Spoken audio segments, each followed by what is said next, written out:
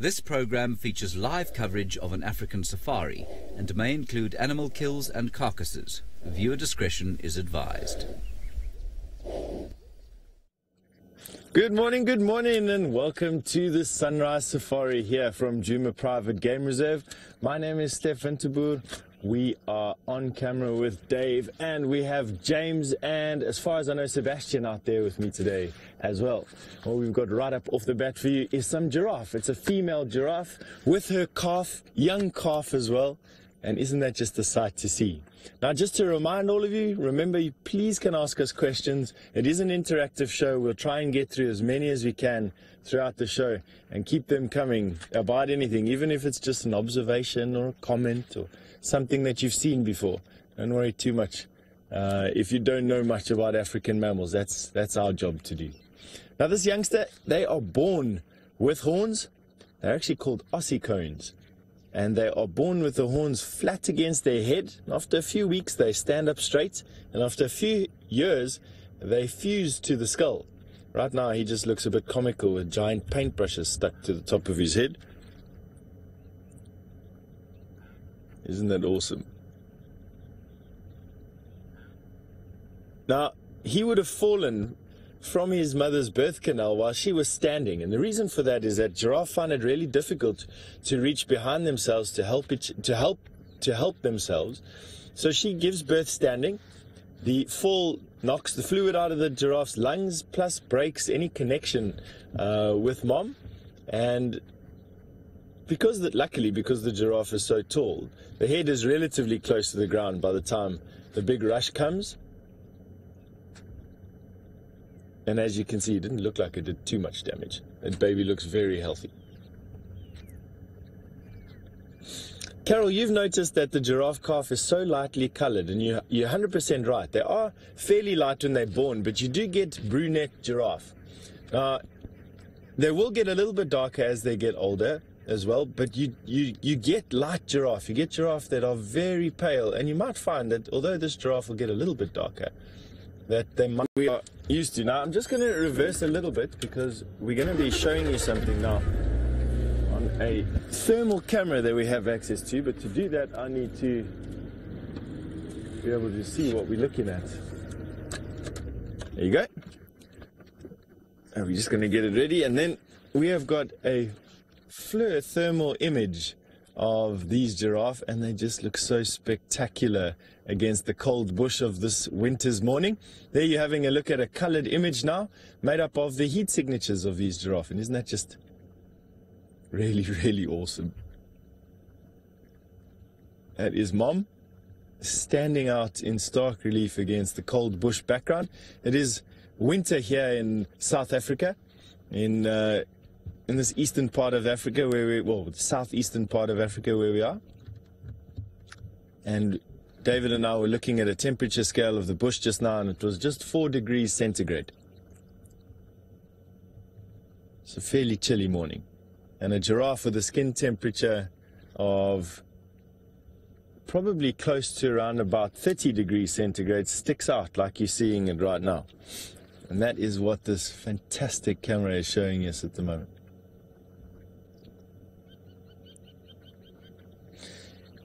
YouTube viewer, you'd like to know how hard it is for a baby giraffe to nurse. Not very difficult at all, because their neck can articulate through almost 180 degrees. And mom's mammary glands sit forward on her tummy in front of her back legs. So baby goes in underneath and basically just lifts up its lips to the mammary glands and has a drink. So not very difficult at all. They don't need to bend down or lie down or crawl under mom. Everything is sort of well engineered. Now you're going back to our main cameras, or back to the visual light cameras, and it is almost shocking when you come back from those colored images back to normal light. And we have a look at mom. Now, female giraffe do feed in what seems to be many different height ranges, or at least a wider range of height ranges than what male giraffe feed on. They are browsers, so they don't eat any grass, but female giraffe you quite often find with their heads in the grass, eating small shrubs that grow at grass level. She's now delicately picking her way between those thorns of that acacia and having a nice breakfast. She would have spent most of the night resting up rather than eating, so she's probably quite hungry. All right, another person that's been up for a little bit is Mr. James Henry. He's waiting to say hello to you.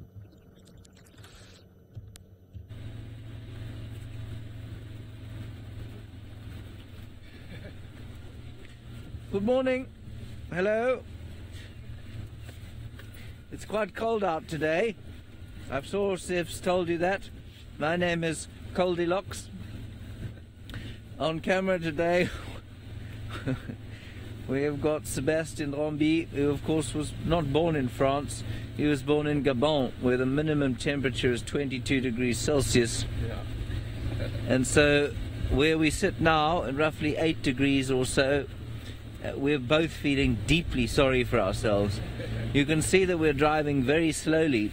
This is because we're pretending to track something, but the real reason that we're driving so slowly is that the wind chill factor on our sensitive little African eyes is very unpleasant and will result in us crying fairly soon. I hope that you are all well. Please talk to us, of course. Hashtag SafariLive and chat stream on YouTube. Chat stream on YouTube or hashtag SafariLive on Twitter. You can send us your questions and your comments and your insults and your jokes, indeed, during the course of the next 3 hours. Our plan is to head towards Buffelshoek Hole, see if we can pick up perhaps some tracks of Thandi and Palamba, our two leopard characters, and then we'll head down towards Chitwa. Maybe there'll be some doggies, maybe there will be some leopards there too. Chitwa, in case you didn't know, is the reserve to the south of Djuma, where we find ourselves now, on the western fringes of the Great Kruger National Park. Some 3.5 million hectares of untrammeled African wilderness. It's been a long time since I said that. Kirsten, you cannot give me a question when I'm delivering oratory. Please give me the next comment now.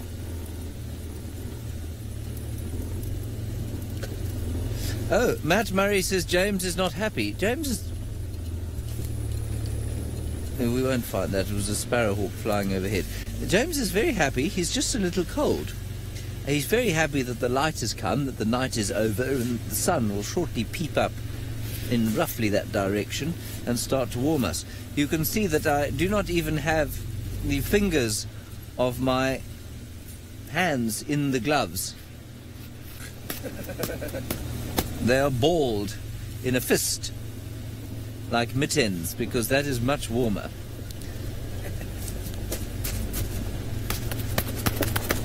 See?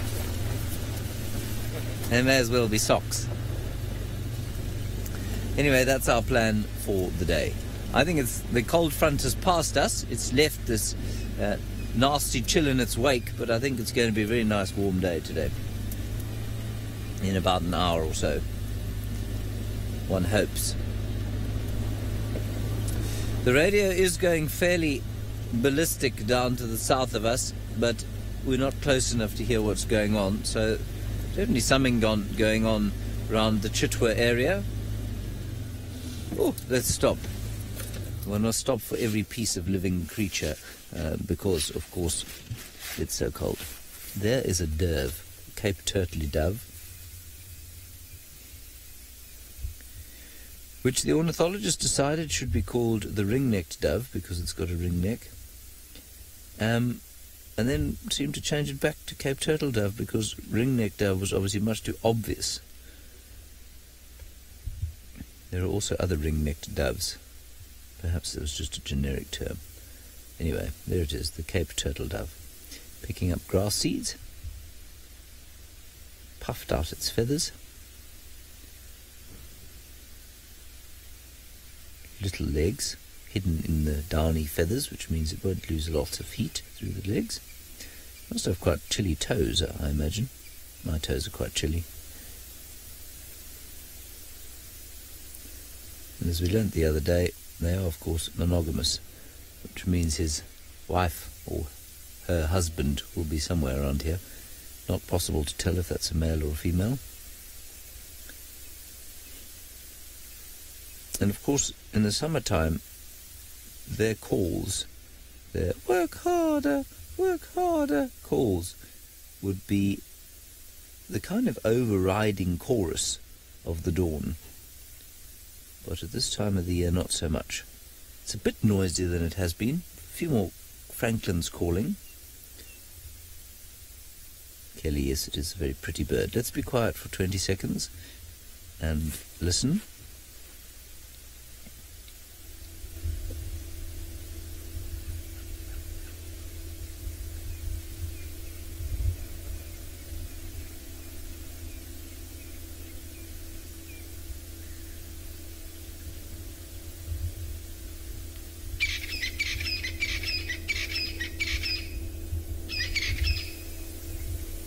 So you can hear it's still very quiet, but there are a few hornbills calling, one or two francolins,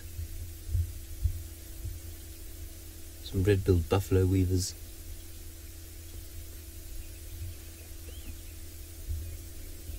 But about 5% of what you'd expect to hear on a summer's morning. Chin spot batters up very early going.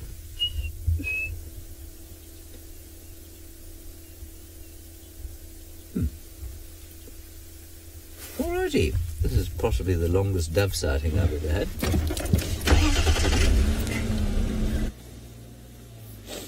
That was quite nice there, wasn't it?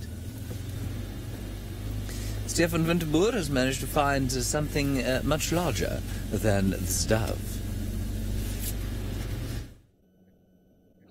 We have come round onto quarantine, and we do have something a little bit larger than a dove for you.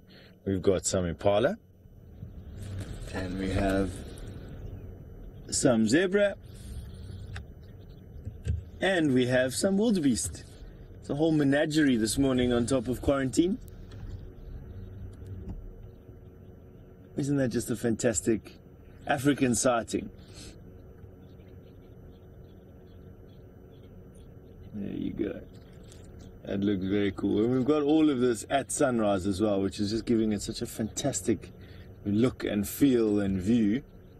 Now, these animals would have spent the evening on this open area because it's safe and it's open, and they have the advantage of speed. And when they are in collections, when they are in numbers with one another, everyone helps each other to look for predators. And so they all sort of collectively add to the security of the area. And so it's just a good, safe place for everyone to be.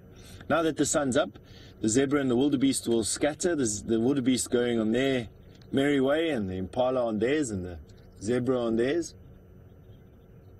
You sometimes find that zebra and wildebeest will share the same space. Now, David, you'd like to know if zebra alarm call at leopards, and they most definitely do. They will even chase leopard to a degree if they feel that they have the upper hand. Mostly, they just give their sort of wee snort alarm call, and will stare at them fixedly. They won't really run away from leopard. Leopard are a little bit too small to tackle full-grown zebra. Zebra foals fall well within leopard's diet, for the most part, outside. I just think they're the most fantastically colored things out here. While giraffe for me are the hardest to explain, zebra are the most fantastically colored of all the African animals for me. Just that, those black and white stripes are just so unique, so bold. They really look good.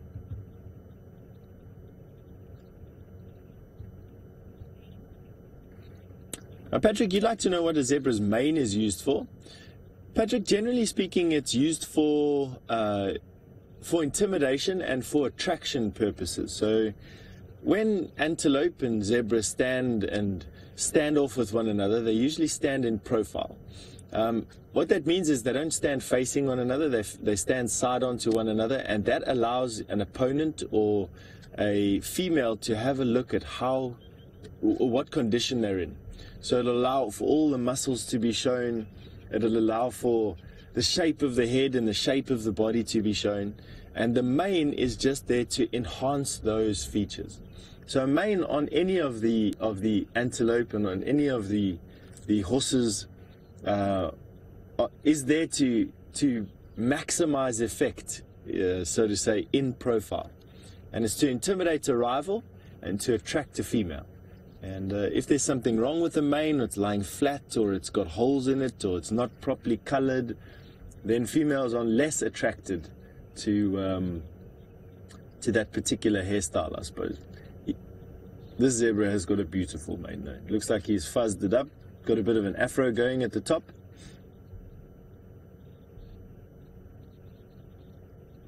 Their face, the colorings on their face, around their ears, above their eyes, and on their forehead, that to me is just the absolute favorite.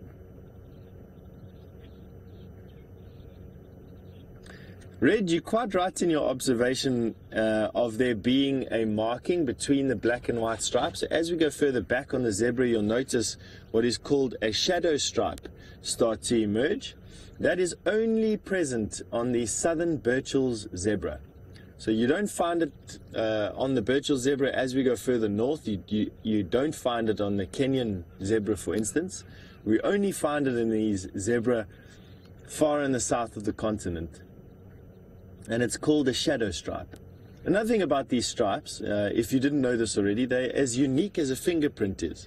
So every zebra has got their own unique stripe pattern. And believe it or not, but a foal will imprint mom's stripe pattern onto its brain and vice versa. And they will be able to recognize each other instantly out of thousands of other zebra. Can you believe it? Now, while I'll say that I can see a stripe or two difference, I definitely don't know the difference between one zebra and another.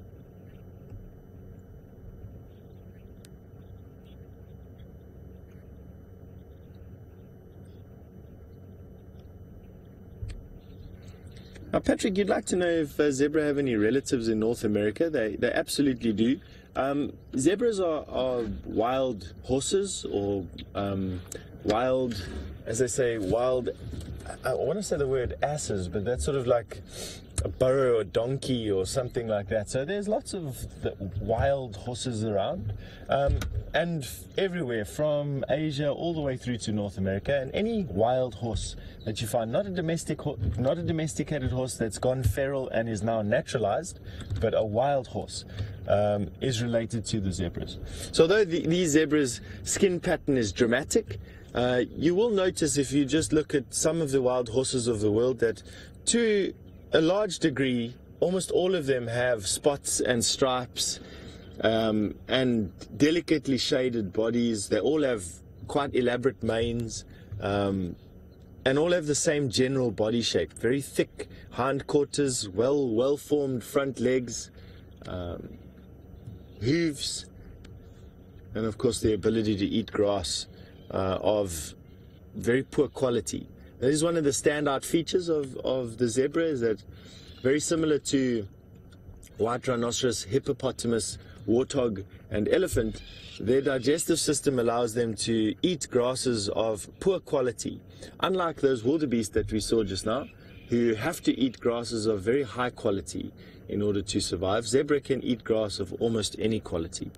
And that makes them much more adaptable and much more hardy. And it is one of the contributing factors to why you find the wild horses around the world spread out in such a wide array, is that they're very adaptable because of this this type of digestive system that they have, able to cope with any grass. Now that zebra is giving us a fantastic look at the blaze on the forehead.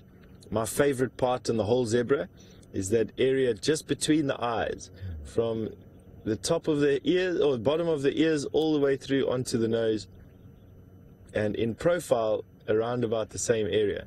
All those oxpeckers are getting feisty inside the ear canal.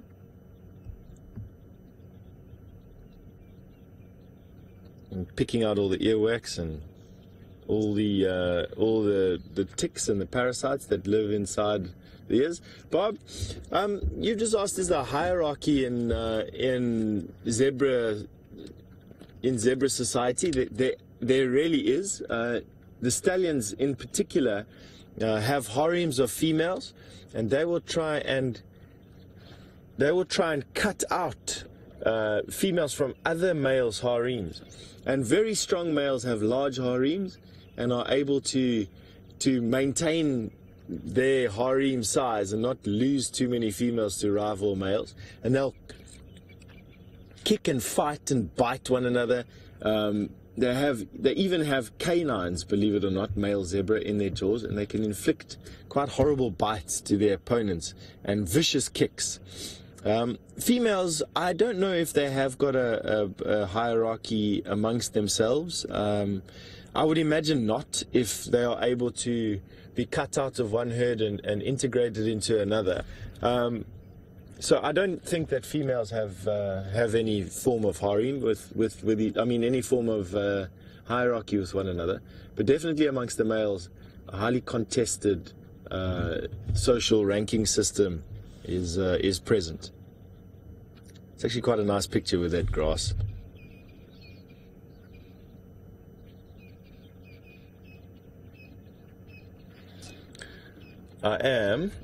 Alright, I'm just going to be following up on a call that we've got from Rexon, and let's see if we can get there as quickly as we can.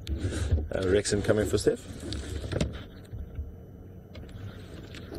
I'm just on quarantine. I'll come and join you there if you've got space.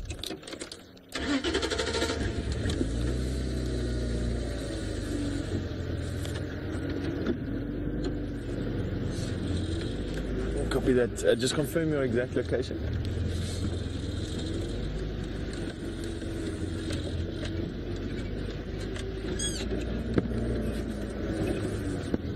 Copy that. I'll be there in 3 minutes. All right, everybody, we are heading off. Rexon has got something on foot that he's just bumped into. Now we're going to be racing off there. You don't need to do that with us, so why don't you go back to a leisurely drive with James, and we'll catch up in a little bit. Guess where we find ourselves? Good morning, Scuba and Sarah. Now, I'm not going to go into the trials or tribulations or details of their relationship at this stage. It's a sort of afternoon activity. What I will say, though, is that it is the coldest morning of the year. When we flew the thermal drone today, we flew over some water at Buffelshoek, at Treehouse Dam, and it was very clear from the thermal picture that the water was warmer than the land around it, which is quite interesting. So although it's a very chilly morning, if you are sort of equipped for an aquatic life, like the hippopotamus is, well, that water's probably slightly warmer than being out of it, especially if you're covered with a very thick layer of blubber. So although to you and I the thought of being in the water in a morning like this is just utterly horrific, to them, of course, it's relatively appealing because it's warmer for them in there than it is outside. The sun has just come up. We can have a look at that. Let us not spend any more time on the world's most boring hippopotamus and his girlfriend. Beautiful. Curious one, the drone test was fair to middling today. It had the same problem as it's had for the last few days. Sebastian did extensive tests during the day yesterday. We were very hopeful this morning, but unfortunately Thelma's small issue persisted. It's not actually the drone. There's a problem between the controller and the tablet that we're using at the moment. We don't know really what that is. You may have just heard some elephants going in the background, quite far away. No, apparently you didn't. I think that's because the microphone is facing exactly the wrong direction. It's no one's fault. Very exciting if Steph gets into what young Rexon has found with his guests. Rexon's taken his guests for a walk this morning, and they are going to be very excited, currently standing looking at what they're looking at on foot. Well, that is a big golden orb filled with hydrogen clashing into other hydrogens, making nuclear fusion explosions, creating that light and the element helium, in case you were worried. about exactly what's going on in that sun. Millions of tons of hydrogen pounding into millions of other tons of hydrogen, combining to form helium and releasing thermonuclear energy. It's not something we talk about very often on safaris. And otherwise it's gone completely silent again. Ruby, you say a gorgeous sunrise? That it is indeed.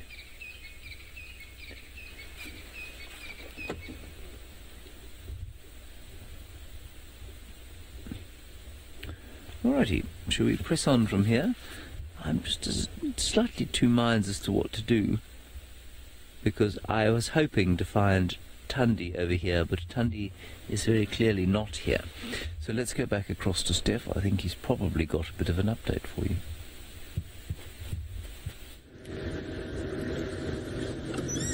Alright.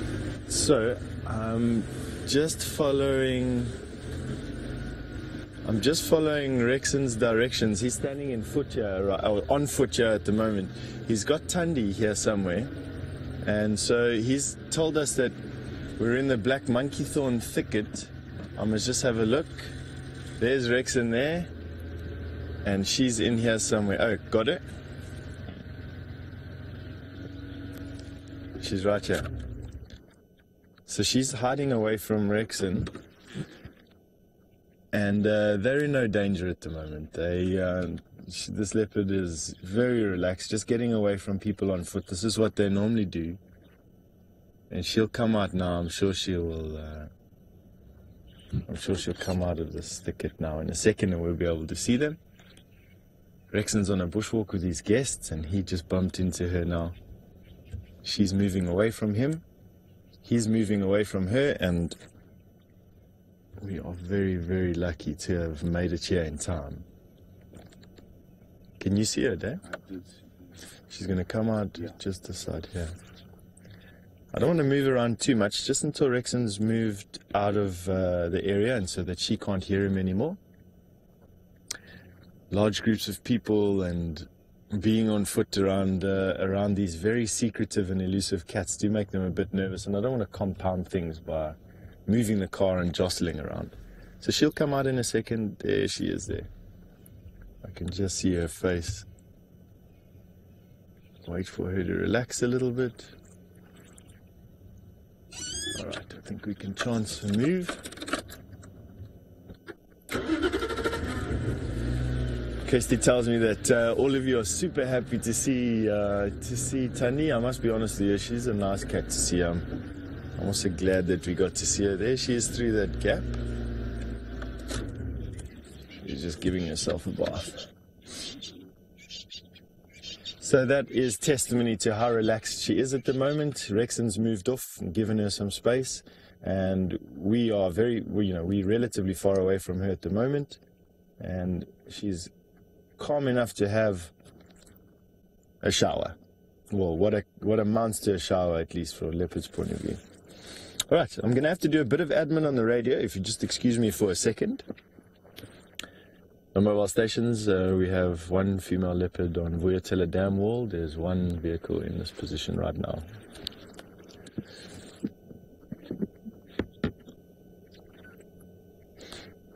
All right, admin done for now. And we can expect some other safari vehicles to come and join us at a point. I think it's still relatively early for tourist vehicles to be out. With it being only 4 degrees centigrade at the moment, they're probably going to wait a little bit longer for it to warm up before they venture out this morning. And it means that we have Tani to ourselves for a little bit, which is really cool. Kelly, you would like to know if a leopard would eat a bird if they happen upon one. Absolutely, Kelly. And the reason for that is that leopard, very similar to how our discussion was going about zebra being able to eat any type of grass, leopard will eat any type of meat that they can catch and kill. That includes birds, it includes snakes, it includes terrapins and tortoises, it includes, I've even seen them fishing. leopard fishing for catfish in a drying up river. I'm sure given enough incentive, they'll probably eat termites if they really needed to. They eat dead meat, carrion. And the largest thing I've ever watched the zebra kill has been a giraffe and a zebra. And a buffalo. And I'll say that again, the largest thing I've ever watched the zebra kill is a buffalo. Not a full-grown buffalo, but a buffalo nonetheless. Are we watching Tani? A leopard killer, but what am I saying? Excuse me, my brain's on holiday. All the juices are slow. Now we're going to watch Tani for a little bit. She's moving very quickly down this game path on her intended direction that she was walking in, I'm sure, when Rexon found her. It is going to be difficult for us to follow where she's going, but I'm going to try my best. So she's now heading off in a drainage line. The squirrel just started alarm calling right behind her.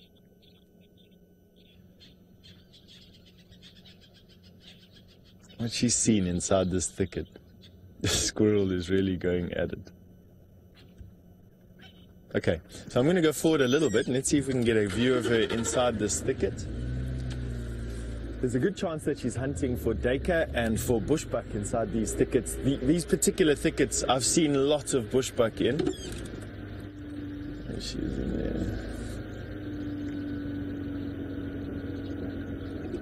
there. Sure. What's she running after there? Oh, she's got a rabbit there. There's a scrub here she was chasing. So Tani was hunting there. She's gonna hunt that scrub here. There you can see her head coming out of the grass. And she's given it up. So she maybe there's another one there. Let's see what she chases around. Oh, no. Enough spent on that.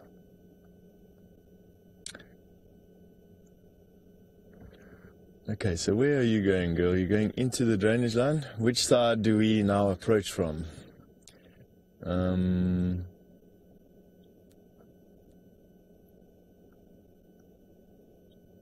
While I think about what we're going to do over here to keep Tani in view, why don't we go and see what James is up to?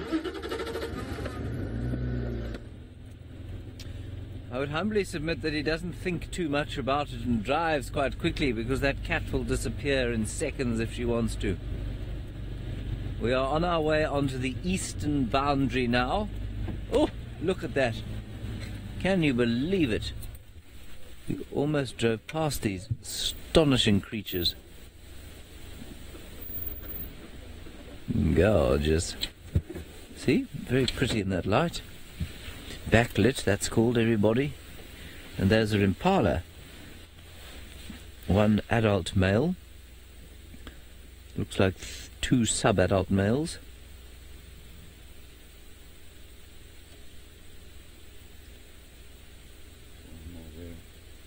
And another one. Michael, I'm not sure about that. Certainly these impala are standard issue coloured impala, and I've never seen an unusually coloured impala here. Melanistic impalas, for those of you who don't know, are basically black impalas, and I have seen them on a breeding program.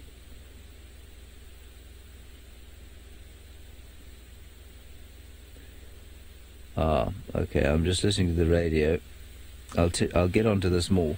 Tingana finally found that bushbuck yesterday, and he's put it in a tree. And now there are 500 people watching him have breakfast. So, yes, melanistic impala you do get. I don't know if they've ever been seen here in the Sabi Sands. And they are bred in these strange breeding programs where people then sell them on to other breeding programs. Nobody really has any idea what the end user is going to be or what the end point is. And in fact, that whole rare game breeding sort of industry has crashed because, you know, it's a completely false industry. There's no point in breeding them. Nobody in a game reserve wants them because they are obviously genetically very unusual, and so why would you introduce unusual genetics into a game reserve? What can you guys see? So it's a very interesting thing, that. Definitely, of course, the melanistic gene occurs naturally in the population, and so from time to time, very rarely, you will get a black impala. So Tingana, for those of you who perhaps have just joined us, is a 13-year-old male leopard who yesterday couldn't find the remains of a wild dog kill. We were watching him and the kill, and he just couldn't find it. And we were very amused by his inability to smell it out and find it. Anyway, eventually he did find it, and he's dragged it into a tree down to the south of where we are now. We'll see if we can get a look a little bit later, once all of the vehicle mayhem down there has slowed down. And when I say vehicle mayhem, I'm exaggerating slightly. There are lots of people out on game drive from various lodges, and all of them are going to go through to see Tingana because their guests want to see a leopard in the golden morning light. Only 3 at a time, and we'll go a little bit later.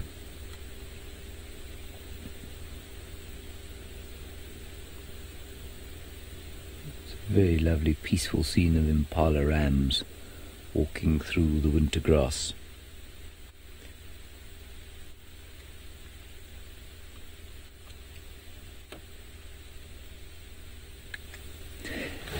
YouTube viewer, it's a very interesting one.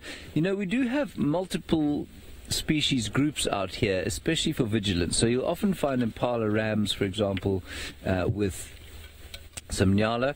Often wildebeest bulls will hang around with impala herds. Sometimes you'll find mixed herds of nyala and impala, mostly for vigilance sake. So if you brought in an American deer of some sort into this area, let's assume that it could survive the parasites and things, I don't think they would chase it away. I'm pretty sure that they would recognize it as a herbivore, and while they certainly wouldn't groom it and accept it in and give it a hug and say welcome, I don't think they would run away from it or be afraid to have it around, and they wouldn't sort of try and chase it away.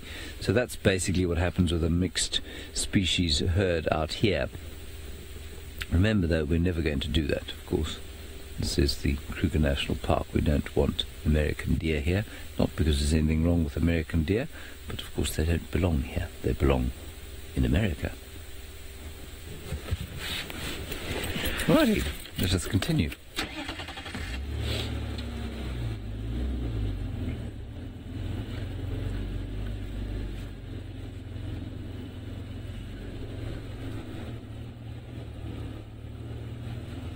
Hello James Richard, I can assure you that if you haven't heard any updates on Hosanna and his whereabouts, with your exceptional ability to find leopards on the internet, then it's unlikely that we have. I certainly haven't heard anything on the radio. I heard his name mentioned on the radio yesterday. I thought I did, but I may have misheard it. So no, I don't know where he is at the moment. The last shots I had, I think, were the same ones you had of him at Londolozi, hunting a mixed herd of impala and zebra. That was some utterly brilliant photography that the chap got. I forget his name, but he got some wonderful photographs of Hosanna, Tingana's son, now 2.5 years old, chasing impala in broad daylight. It was fantastic stuff to see. So I don't know where he is at the moment, James. There's a flycatcher up there, Seb. In this tree right here? Yeah, in this tree right here. I think it's one of those pale flycatchers that we saw the other day. I know you'll be deeply excited by that. You got him there. There, it's just flown. Yeah, he's right here, right here, right here. Ooh. Look at that.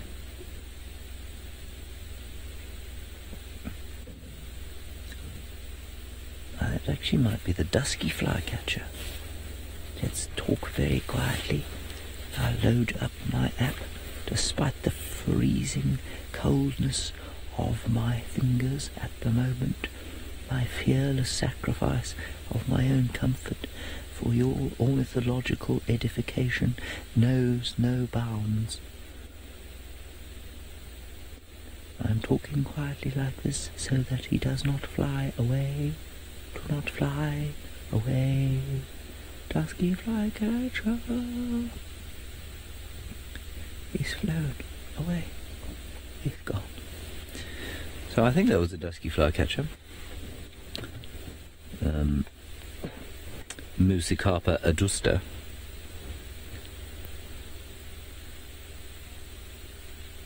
It is. AV, it is absolutely cartoon cute. I'm just trying to find a decent picture of it, because the illustration is not very good.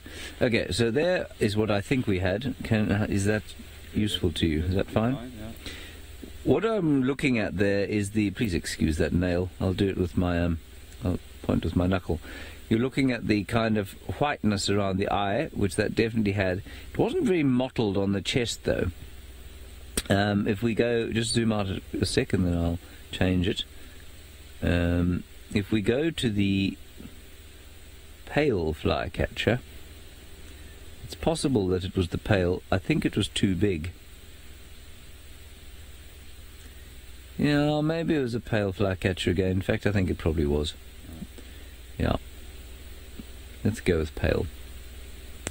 Just want to make sure that they are, of course, resident as opposed to migratory. Status, fairly common, localized, resident. Yes, good. And the spotted flycatcher, which is, of course, probably our most common one, is not a resident. They do not stay here. Palearctic migrant. And that is obviously not what it was. There's the dusky. And that one is common resident, yes. Strong seasonal movements, apparently. Okay, so I think we were looking at a pale flycatcher again there. Very good. Cartoon cute bird it was, indeed. Marvellous. Right, I've managed to put my glove onto the wrong hand. Steph, I think, is trying still to find Thandi. We are still trying to find Thandi. She's gone into this thick bush around, or inside the Mulwati, which is difficult for us to navigate at the moment. But there are two of us here. There's myself and Taxon says that he can see her, so she's between where we are and this area off on our right-hand side here. So we're just going to wait where we are now and see if she comes out. We've got a nice broad sort of sweep of riverbed. Copy that, thanks, Tax. Is she up on the bank or in the drainage line?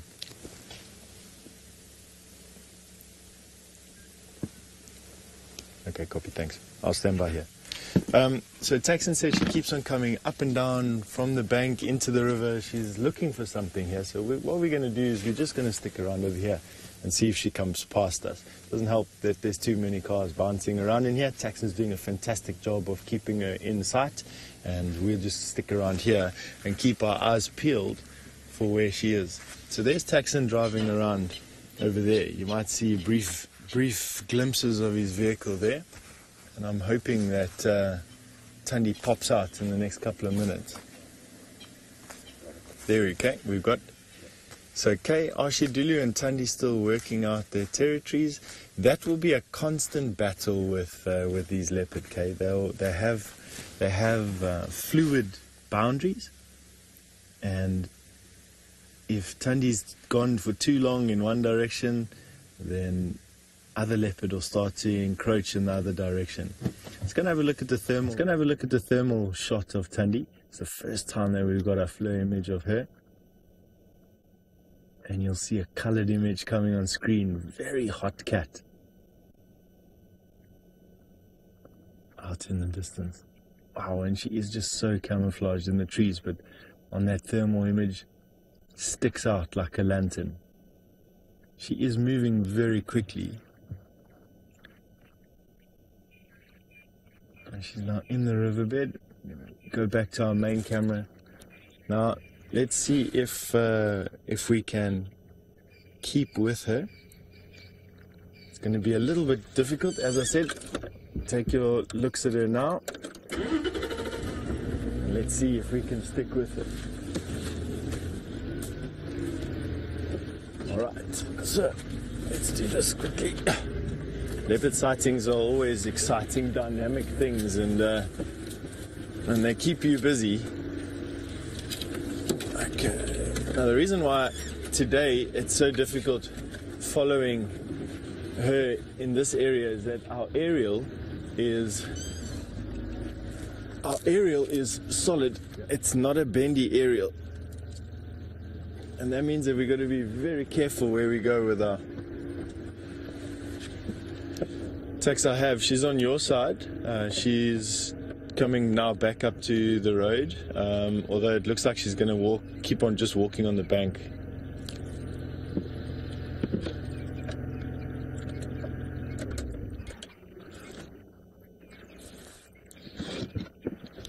If you can see my car, she's on your side, just in front of it.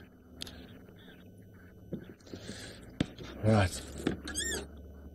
So it's just myself and Taxon trying to keep. She's going up now to the road. I think she's just going to come down. All right. I know this isn't very exciting. Watch the back of my head while we're trying to keep this cat in sight. But I think we're going to have a look at James and find out what he's doing, and then we'll see if we can catch up with her on the other side of these big thickets.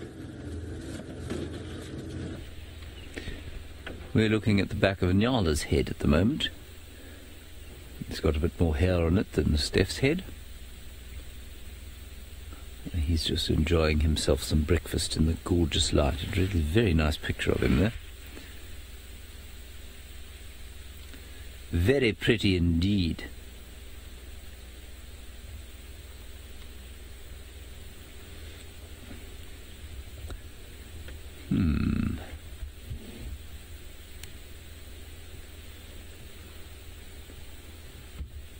Ah, it's a gorgeous morning. That cold front has definitely moved off.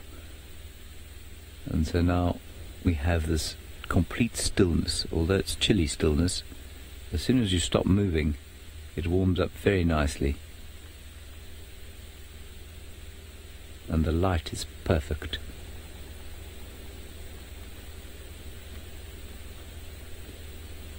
I'm very pleased Steph has managed to find a leopard. I don't think he's had any leopards since he's started this run of small intimate drives that he and I have been doing together.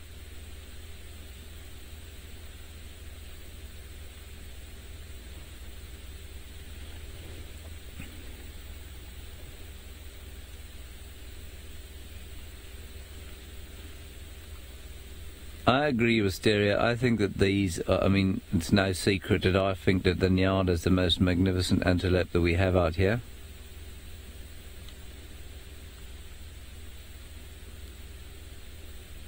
And their markings, especially those sort of, well, it looks like white lipstick they have around their lips, I find most amusing. It looks like they've either dressed up specially for the occasion, or that they have been drinking some sort of thick dairy product and forgotten to wipe their mouths.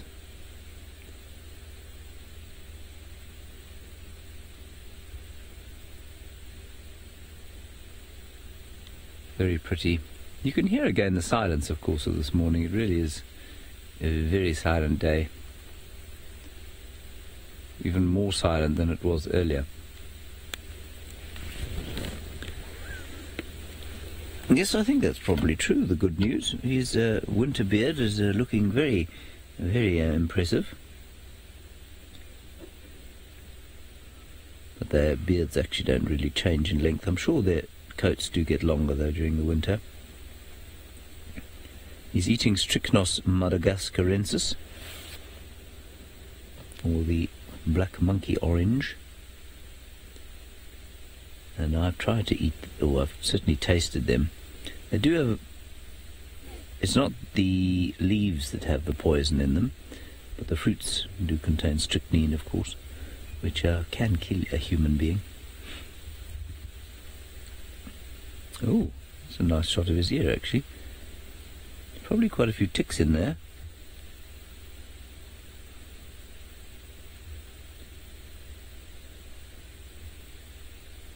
But no oxpeckers just yet to come and help him clean them out. Two bull nyalas, currently not in any competition for ladies. And so they're happy to be around each other.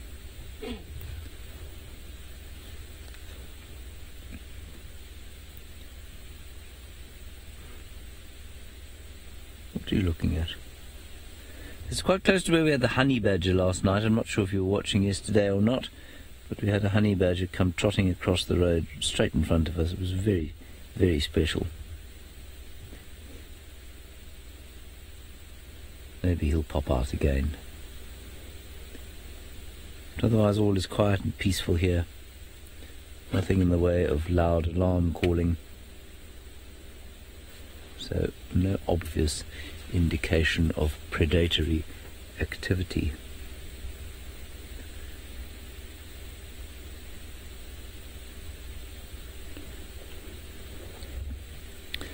Michael, I will do my level best to find you some hyena this morning.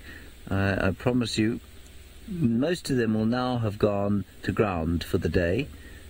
They move just before dawn and then into the dawn, and then unless there's something that they're actually going to fetch or steal, they'll normally go to ground around about this time of the day. We very interestingly didn't see any with the drone this morning, which I think was odd. We flew a long way and didn't see any hyena today. Lots of impala and duiker, scrub hares, unidentified antelopen. Oh dear, I believe that Steph perhaps has lost his kitty and is now looking at a potential breakfast for it. We are looking for potential breakfast for it.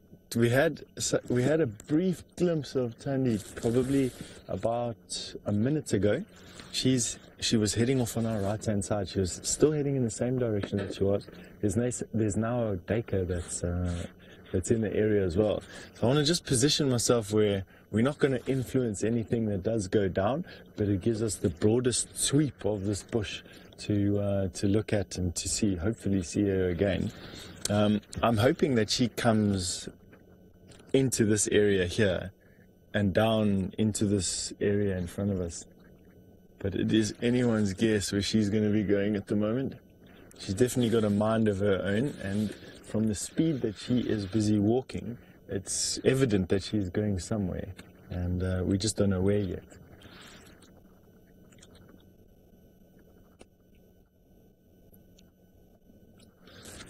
Desi, you'd like to know if it's ever unnerving to have such a powerful animal so close to us. It is actually, Desi, to be honest. When they get really close, there's anything that can happen, you know, slight movement. They might just get inquisitive that day and decide to stick their head into the calf or something. You can sometimes feel that you've overstepped a boundary, or that they are overstepping a boundary by getting too close. So it can actually get quite unnerving from time to time. It's rare that does happen, though. For the most part, we try and keep our distance a respectable distance, and they keep a respectable distance from us in the vehicle. So for the most part, it's okay. But there are definitely times when that's not the case, at least anyway. Just hold on one sec. I just want to talk to Taxon again. Tax, last had her as you started. She was just behind you. I think that she's somewhere between you and I on this termite mound or drainage line here somewhere.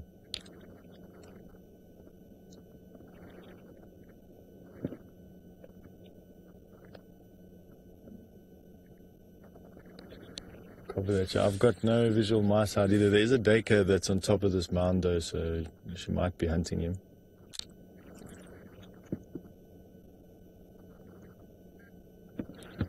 So we've got quite a lot of game here actually. There's a daycare, there's also some nyala around us at the moment, and there's every indication that Tony might have stopped for a minute or two to take stock of potential prey items here. The other reality is, of course, is that we've missed her completely, and she's managed to slip by both myself and Taxon, which happens in the blink of an eye and with leopard very frequently, and is now happy to just carry on with her day without two big vehicles crashing about after her. I think, though, that we are still in luck, unless there's a fold in the land here, which we are unaware of.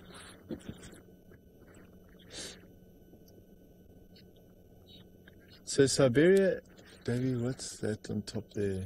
Just underneath that that fallen down knobthorn into the thicket there. I just caught a glimpse of a movement there.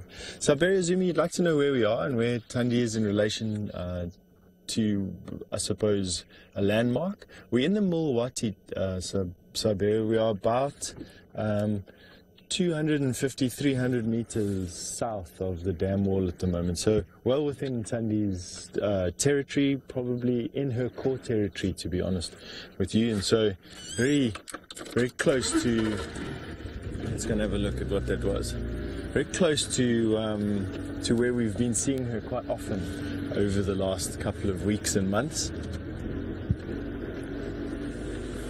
So I did get a brief glimpse of some movement here in front of us, and I want to see what that is. I've got a feeling that she was going to come through this gap, but she didn't. Let's go see what that was.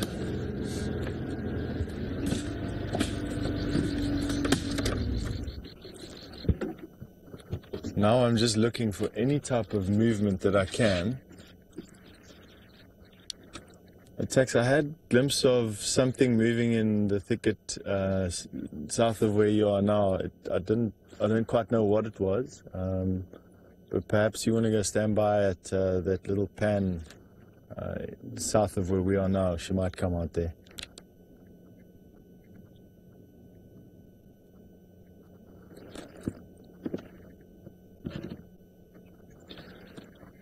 Alright, so we're still just going to be standing by over here just to give us the best shot possible of relocating Tandi.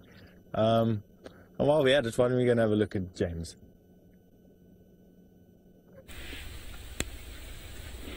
Well, we've got an interesting bird here, and unusually for me, I'm going to engage in what is known as a bird quiz. What do you think that is?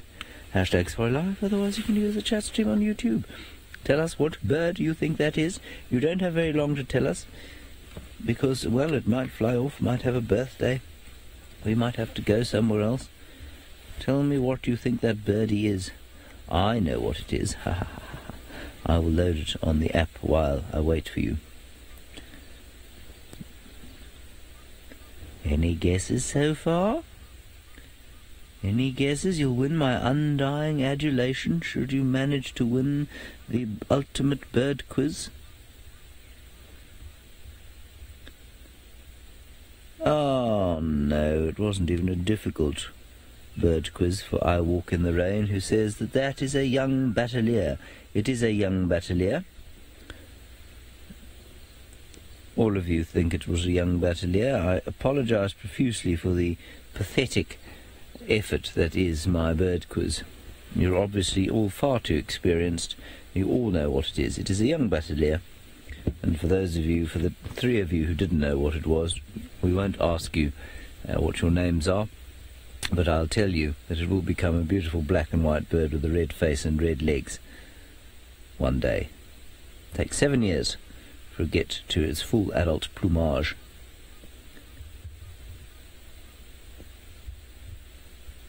That was a very quickly finished bird quiz, wasn't it? It wasn't like those lengthy Who Wants to Be a Millionaire questions, which go on interminably. This would only have been the $100 question. You can just see its little nictitating membrane there crossing over the eye. Ooh! It's calling its mummy and its daddy. It's not worth just sneaking forward to see if it hasn't perhaps spotted something dead below. I think we'll frighten it if we go too much closer, but maybe we should just have a little look. It's not exactly performing spectacularly at the moment. Bateliers are, of course, scavengers largely, which means that often if you see them, especially if they're in combination with the tawny eagle, they will be around something that is deceased. and often the thing that made that other thing deceased.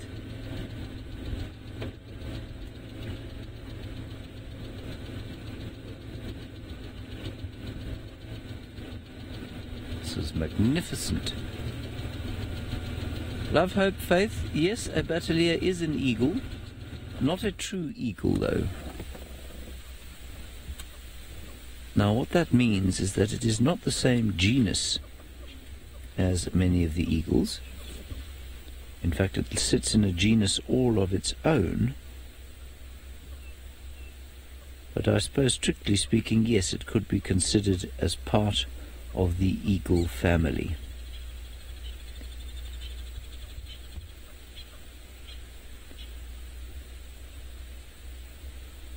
I think biologically it might even be in a family all on its own. I think it is, actually.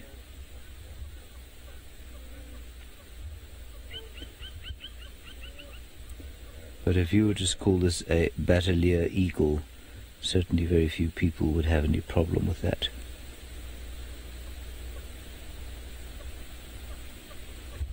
Yes, this is a spectacular picture of this bird, everyone. We really are very lucky to have him here, or her. Can't tell at this stage if it's a him or a her. Very gorgeous. Might have to take one illegal photograph.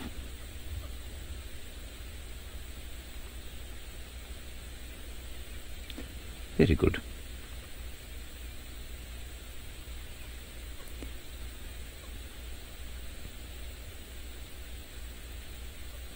It's a tremendously pretty bird, everybody. Everyone commenting on how pretty he is.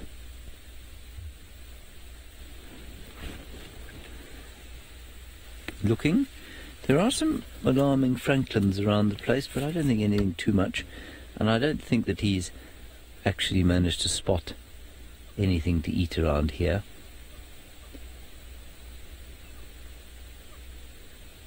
I'm not sure that we've ever got this close to an adult Battelier before.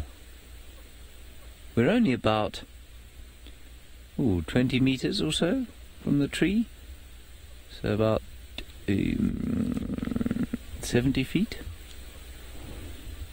It's pretty close by. Very nice indeed.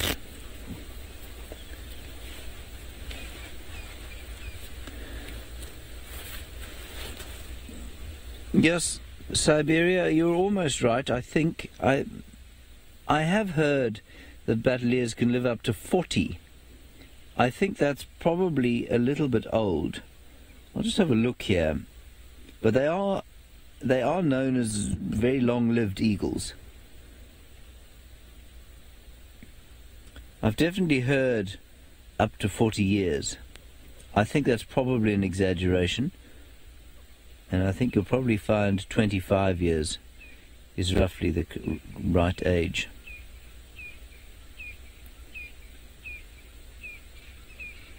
I'm just quickly looking here. It might tell us. Mulch, 5 years. No. I have just come across, however, the Afrikaans name for this bird, which is the berghaan.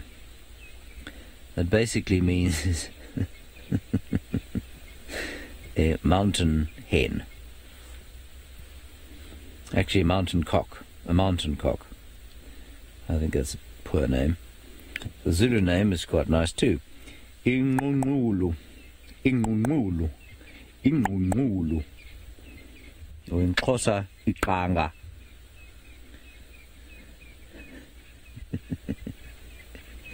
Ingunulu. Ingunulu iyandiza. The Battelier is flying. Ingunulu idla iqaqa.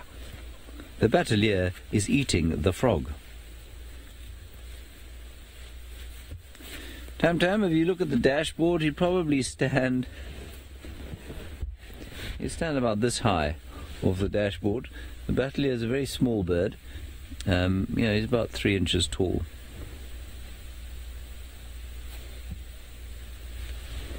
He's about that tall. He's not the tallest bird. He's just about 80 centimeters, so just over 2 feet or so, just under 3 feet. I just had an image of a very tiny batelier sitting on the dashboard there. All right, let's carry on. Not a very confiding bird.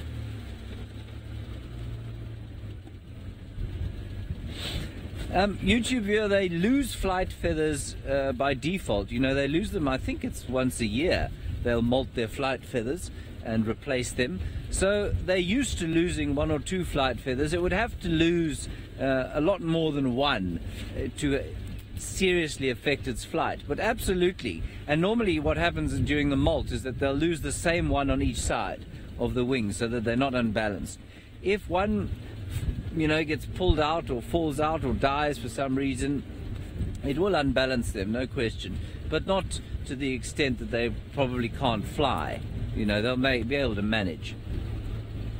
But all the eagles, as far as I'm aware, and the vultures will lose their flight feathers on the same, so they obviously have the same feathers on each side, and they'll lose left and right at the same time and replace those, and replace them all one at a time. Alright, we're going to cross on to Trottoir and see if we can't get an update on the Tingananana sighting and see if we can get in there. That'd be quite nice. I haven't heard too much going on the radio, so perhaps it's quietened down a bit there.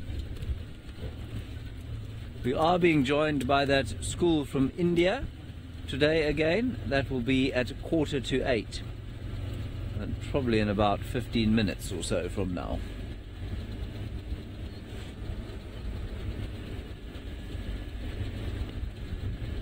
Alright, I think that Steph is still struggling to find Tundi, but let's find out from him. We definitely are still struggling to find Tundi, but it's, that's how leopard are. They in particular in bush like this, they will give you the slip in an instant, and it's okay.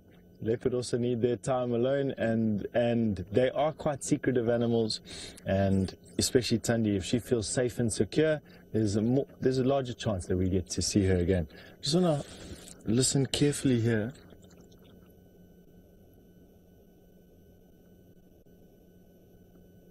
Sounded like a kudu giving an alarm bark far away. Lots going on at Djuma at the moment. We've actually got some giraffe here, so why don't we go and have a look at them quickly. There's a lot of animals here. There's a lot of nyala, duiker, giraffe, impala in this area. And just by being in this area, if Tundi moves and she gets seen, they will definitely tell us. And so I don't want to leave this area just yet. Might seem a bit weird just hanging around looking into bush. But quite often the best allies that we have are these animals that share the bush with us. And if she's going to come out again of where she is, there's a good chance that someone here sees them. So in the meantime, why don't we have a look at these giraffe? They are very beautiful. These are some young males.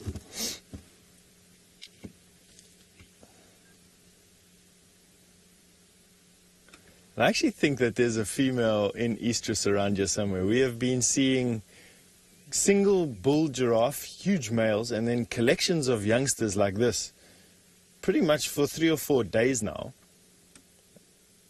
And I think that it is because there's a female in estrus here somewhere, and these giraffe are basically congregating in this area, waiting for her to come around or on the outskirts of where she is. We haven't seen a herd of female giraffe on Djuma just yet, but that doesn't mean much. There's lots of places here where a herd of giraffe could hide quite happily for days at a time, but you'd never be able to see them.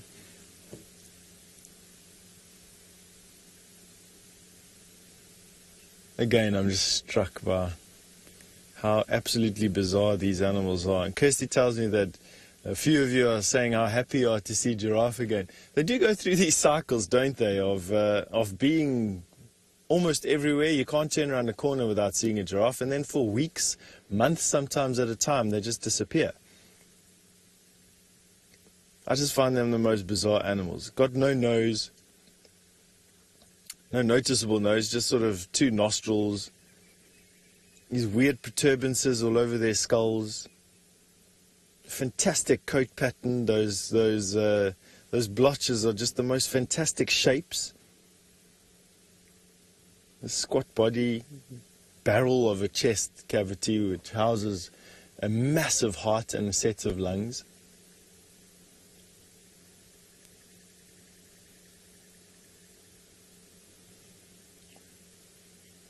Bronick, would a leopard hunt a giraffe, you've just asked? Now, under normal circumstances, the answer has to be no, but I have actually seen a male leopard jump onto a female giraffe and knock her to the floor.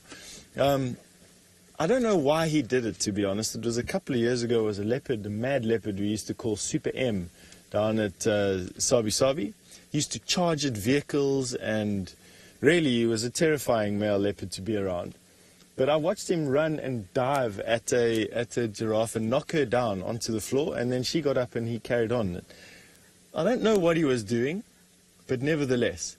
Then there are stories, I haven't seen it personally, but there's stories of male leopard taking full-grown waterbuck. Quarantine, as you know, a leopard that was born here at Djuma is well known for taking full-grown female kudu at I would say easily 3 times his body weight down to the ground. He used to kill full-grown kudu even as a sub-adult male.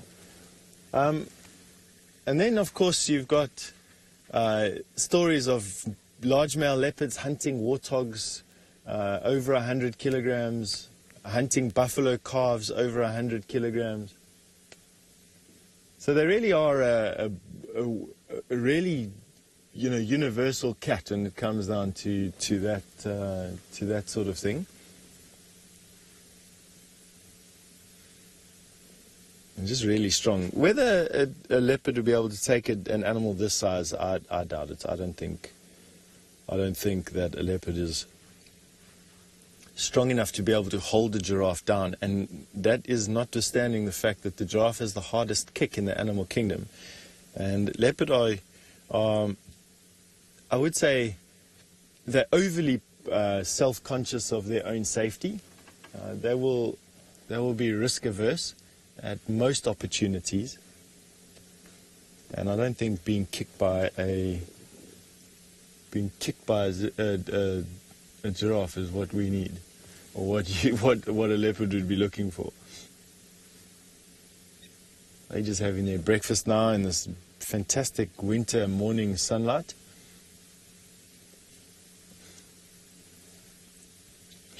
Now, Billy, who's only 6 years old, super happy to see giraffe. I know it is nice to see giraffe, hey, Billy. We're gonna get into a little bit of a better visual now, a little bit of a better view now for you. So I'm gonna turn the corner here, and I'm gonna see if we can get you a good view while we wait for this bush telegraph to tell us where this leopard has gone. I'm sure that she will spook something not too long from now. And hopefully we are close enough to hear where that is, and then in an area where we can go and see her again. So we have got a female leopard. For those who are just joining us right now, we've got a female leopard in the bush around us here somewhere.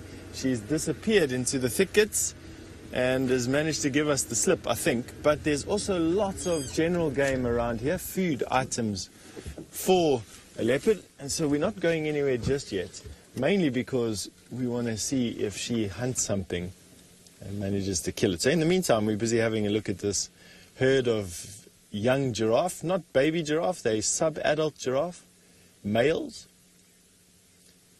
And these are young enough to have been excluded from a herd just recently.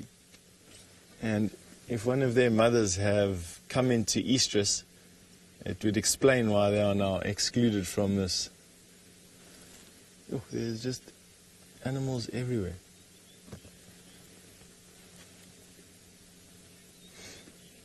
Shelley, how far can a male giraffe smell a female giraffe on estrus? That's a good question, Shelley. I would imagine relatively far. And the reason why I'm saying that is because quite often you have these male giraffe going from female herd to female herd. And they really do quest after these females. They move incredible distances.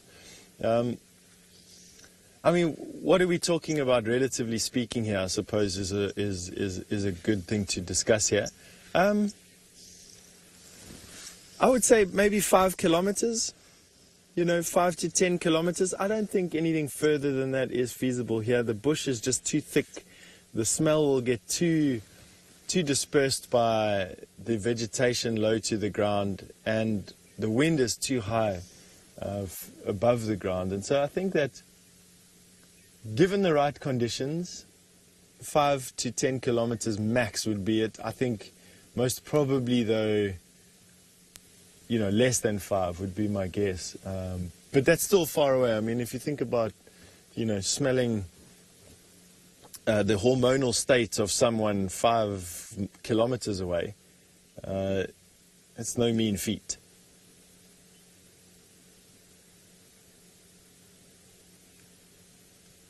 They're just so gentle, these giraffe.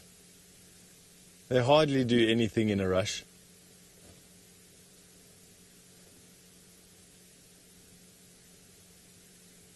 It's just nice to look at. Those bald horns. As this giraffe gets older, he'll start rubbing his horns on more and more sticks. They'll fight using their heads as hammers and their necks as levers to speed up any assault. They bash each other with their heads, and those protuberances that you see on the forehead and the horns and above the eyes and behind the horns next to the ears, all of those will become sort of bony and sharp-edged, and they'll use it to hammer at one another, trying to knock an opponent to the ground. I started my career guiding believing that if a giraffe fell down, they didn't have the necessary muscle mass in their necks to stop their head from whiplashing into the ground and bashing their brains out on the floor. But that's not necessarily true. I've watched giraffe fall down before, and they don't bash their heads out on the ground. But we'll carry on with the story in a little bit. We're going to go over to James now, who's going to welcome the school that's going to join us. Right, everybody, good morning to the kids from DPS Siddharth Vihar School in India. It's wonderful to have you with us, and wow, what a day we have to start here. That, of course, is a male leopard sitting in a tree, and he's got a kill. He's got some bushbuck to eat, and we're very, very lucky to have him here with us today. Please send us your questions via your teacher. We'd love to have any questions that you do have. I unfortunately can't hear what's going on from our control room, so your questions will have to come via Sebastian, who's on camera, and my name is James. Isn't that a wonderful shot? We're very, very lucky. We don't see leopards all the time, and of course you get leopards in India.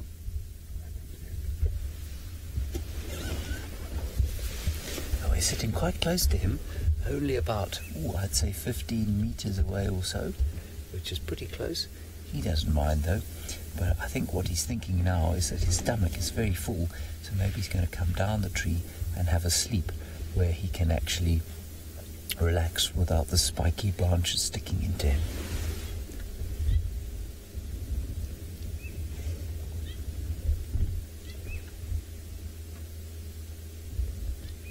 Just right, so Dikesh wants to know what is the speed of a leopard. Dikesh, a leopard is very fast, but not over a long distance. So you'll probably find that a leopard can run for a short distance at around about 70 to 80 kilometers an hour, which is very fast indeed. Not as fast as a cheetah, which apparently can run, some people say, up to 120. Probably not quite that fast, probably around about 90 or so.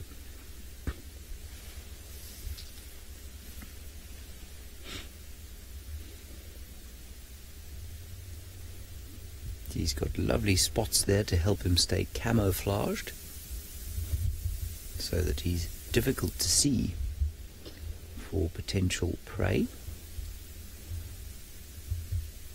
Sudan, what is the name of this national park? Sudan, this national park is called the Kruger National Park, and we're on a piece of it called Juma, which is on the far western side. It's part of it's part of 3.5 million hectares of national park that crosses the national boundary into Mozambique and into Zimbabwe. So it's an enormous piece of land, 3.5 million hectares.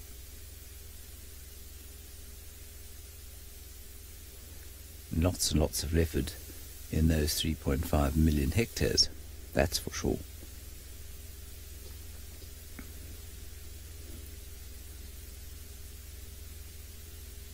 You can hear it's quite a quiet morning because we're sitting in the middle of winter, of course, over here. Not very warm, but it's warming up. It's probably around about 15 degrees Celsius or so. Oza, wants to know who looks after the animals in this reserve? Oza, nature looks after the animals in this reserve. We don't feed them at all. They look after themselves when they get sick. We don't try and doctor them or look after them, because most of the time, you know, when human beings intervene in a place like this, when we become involved in trying to look after animals, we normally make a mess of it. And so the animals here are left to their own devices. They're left to survive on their own, and they do a very good job of it, much as they do in the Indian national parks. If an animal is very endangered, like a wild dog or a cheetah, then yes, we'll bring a vet in if they get injured, but otherwise we'll leave them as they are. Oh, now my friend Steph is out here, and he's got a very special animal to show you. Almost as special as that leopard that you're having a look at. Yes, hello, my name is Steph. You're on camera today with David. And we have got a very special animal right here. We've got a giraffe, a big male giraffe to show you, the tallest of all the land mammals on Earth. And we're going to see if we can uncover him over here for you. He's doing a fantastic job of hiding behind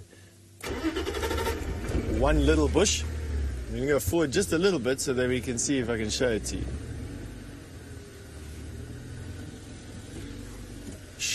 Shianshri, you've asked me how tall can a giraffe get? 5.5 meters is the answer. That is how tall they get, from the top of their horns to the tip of their hooves. And I'm going to see if I can get you a nice picture of this one over here. He's going to turn, he's making his way to that bush, I think. They eat a very special type of bush, and I think he's going to make his way straight there. There you go. Still trying his best to camouflage himself.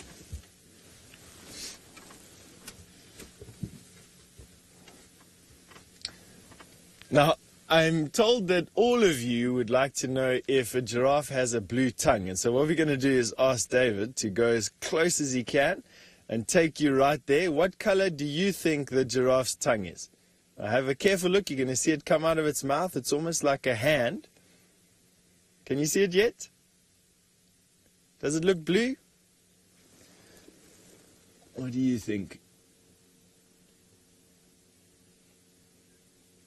I think it looks blue. I think we can call that a blue. Hey?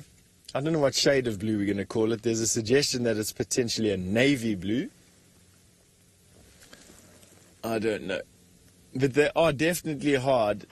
That thorn bush that giraffe is eating at the moment has got the spikiest spikes you can imagine.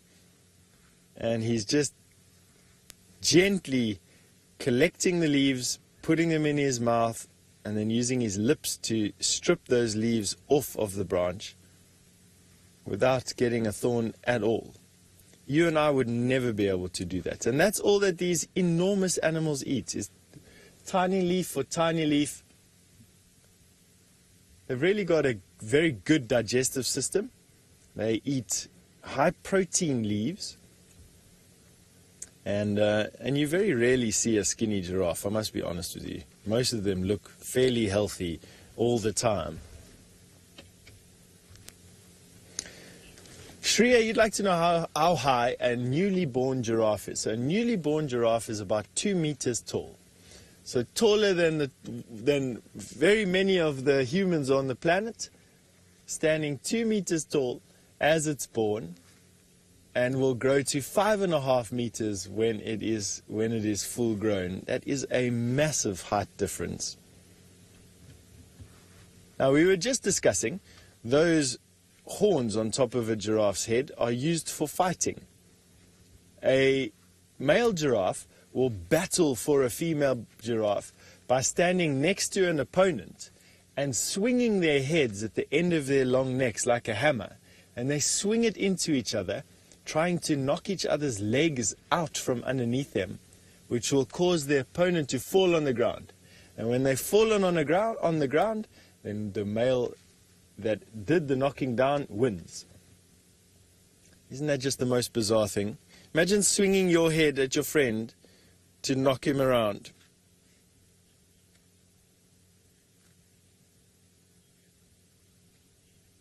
Diksha, what are some animals that are only found in Africa is your question. That is a question that's going to take us a long time to answer. But let me start with the most common ones.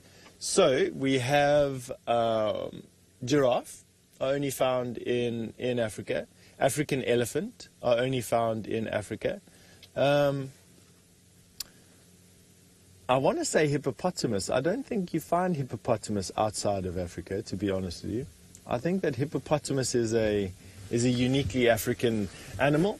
We're going to find many of the other smaller antelope and members of different families that are common all over the world but have unique species here in Africa. We share many common antelope, or at least from common ancestors, even with countries like India. We have leopard here, you have leopard there. We don't have tigers, but we do have lions, but then so does India also have lions. We have elephants, although yours are obviously the smaller Asian elephant, whereas ours the larger African elephant. But definitely I want to say hippo, giraffe. Yeah, those are the unique ones.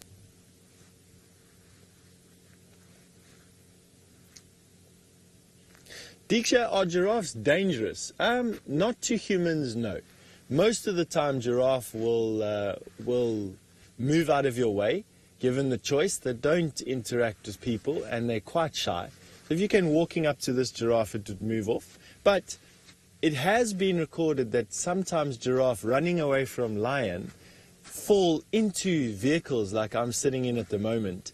And because they're so big, they unintentionally can do some damage to people. So, Diksha, they're not dangerous unless they fall into the car, and they can fall into the car if they are running away in a panic from lions, for instance. And lions will absolutely hunt giraffe. Now, there are 3 friends walking with each other here. There are 3 giraffe. I don't know where the third one gone. He's disappeared here behind the group somewhere. They're not a herd, though. These giraffe will be quite happy to be on their own, and they are adult giraffe at the moment, although they are young adults. They're not old adults. They're not full-grown giraffe. A big, really full-grown, mature giraffe is a little bit bigger in terms of muscles and a little bit taller as well, probably about that much taller than what this giraffe is over here at the moment. And I'm moving away into the thick bush. Right, why don't we go and have a look at what James and his leopard are up to.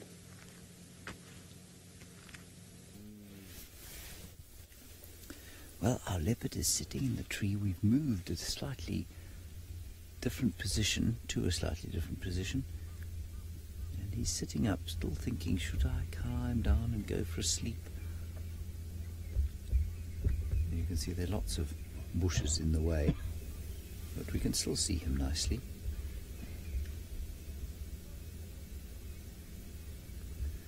A very interesting question from Jan V. about what animal is the easiest to spot. Well, you can see the leopard is not the easiest to spot at all. So generally the easiest animal to spot out here, I suppose, would be something like an elephant, which is very, very big. So an elephant, I think, would be the easiest animal to spot. But lots and lots of animals out here, even though they are quite easy to spot, are not easy to spot compared with, say, human beings dressed in bright clothing. Even an elephant can be difficult to spot.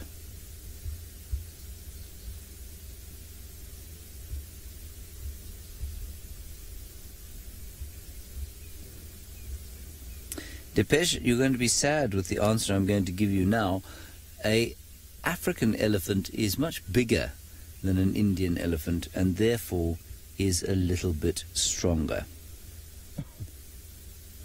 So the advantage, however, of the Indian elephant is that they don't need to eat as much as the African elephant, and that means that they can, or that's why they've been used for work before, and why African elephants have not been, or one of the reasons why African elephants have not been used for work before.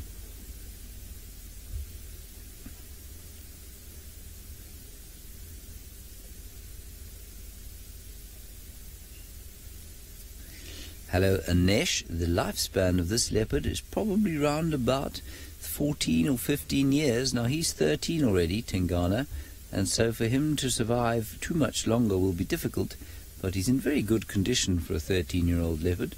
So although he is in what we call the twilight of his years, in other words, he's coming towards the end of his life, he is certainly doing very well for an animal of this age. So that's very nice for us.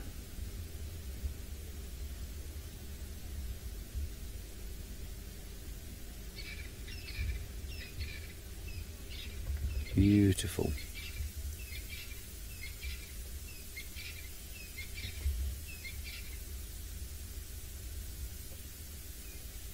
Shariah, we have gotten lots of endangered animals in this country, but remember, not all of them are big mammals like this. Even butterflies can be endangered animals. They are, of course, animals. And so in South Africa we have got black rhinoceros, they are endangered. Wild dogs, African wild dogs, they are endangered. A number of butterfly species are endangered. I'm trying to think of what some other endangered species. We've got lots of threatened species which are not quite endangered, like the roan antelope, for example. I've no doubt that there are lots of insects that we don't even know are endangered, but those are the main ones. The black rhino and the wild dog would be the most obvious ones. They're the ones that we're most worried about. Even elephants, although not endangered in South Africa, they're certainly not in a good way.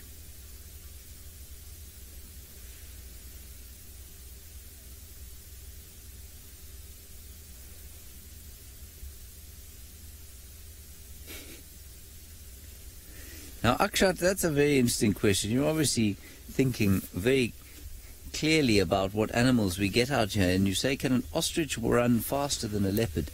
An ostrich can probably run at about 70 kilometers per hour, but they apparently are not very clever, and so, you know, an animal that wants to catch an ostrich can normally do so by chasing it for long enough because it'll run in circles.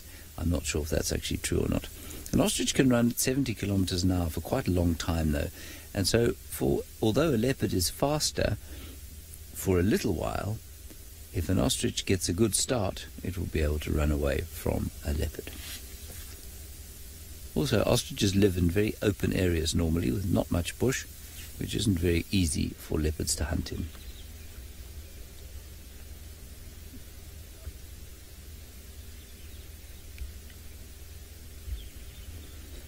Avi, a leopard is entirely solitary, as you can see there, and animals likely to be seen in groups would be the herbivores, the animals that don't eat meat. So the impala, which are an antelope species, all of the antelope species just about, but there are a few solitary ones, but most of them live in herds. The only cat that lives in a group, of course, is the lion. They live in groups. Wild dogs live in groups. Hyenas live in groups. And a few bird species live in groups as well.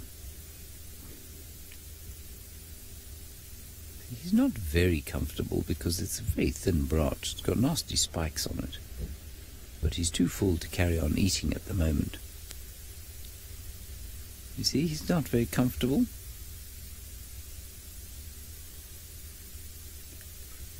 He's trying to find a nice place to sleep. He's very tired.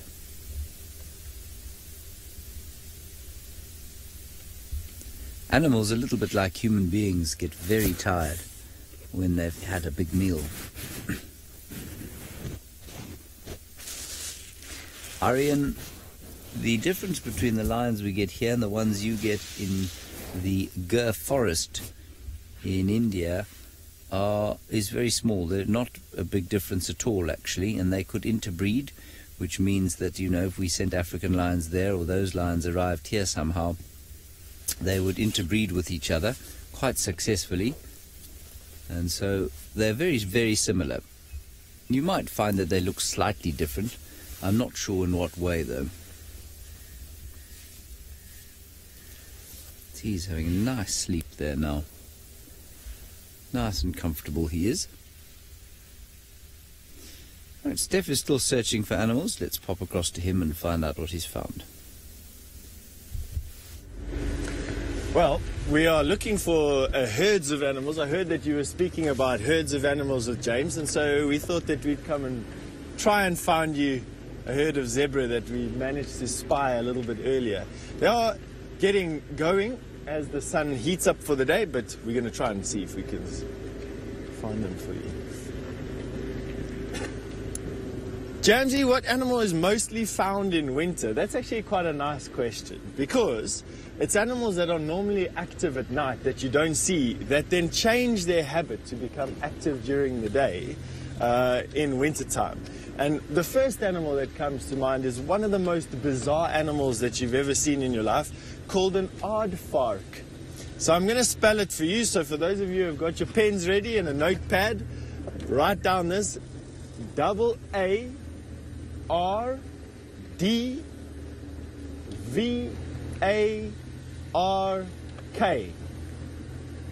A-R-D-V-A-R-K. Aardvark. Ah, there we go. You see how to spell it there, and that strap that's underneath us there now.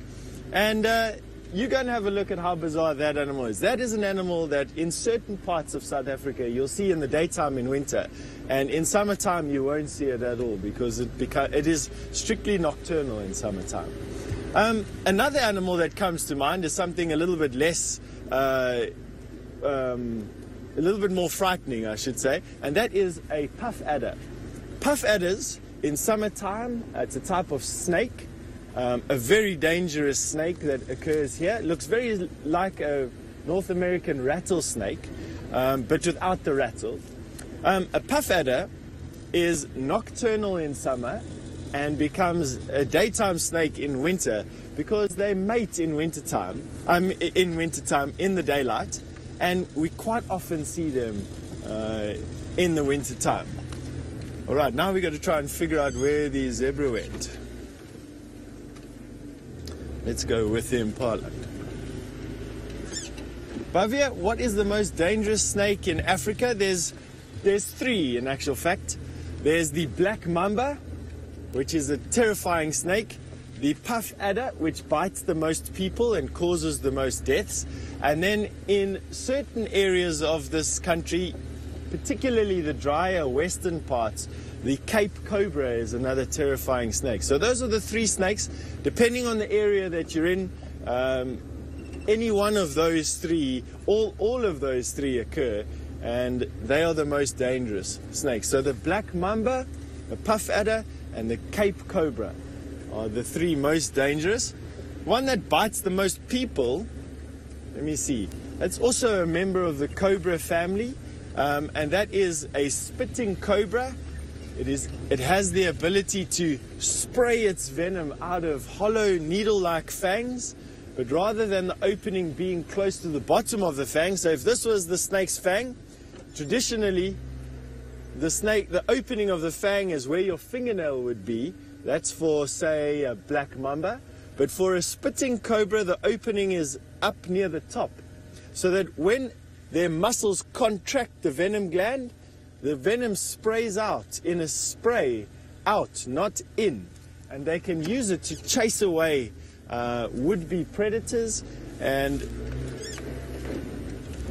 not unique, there are many spitting snakes out in the world, but we have one of the most dangerous of all the spitting snakes here. It bites the most people here.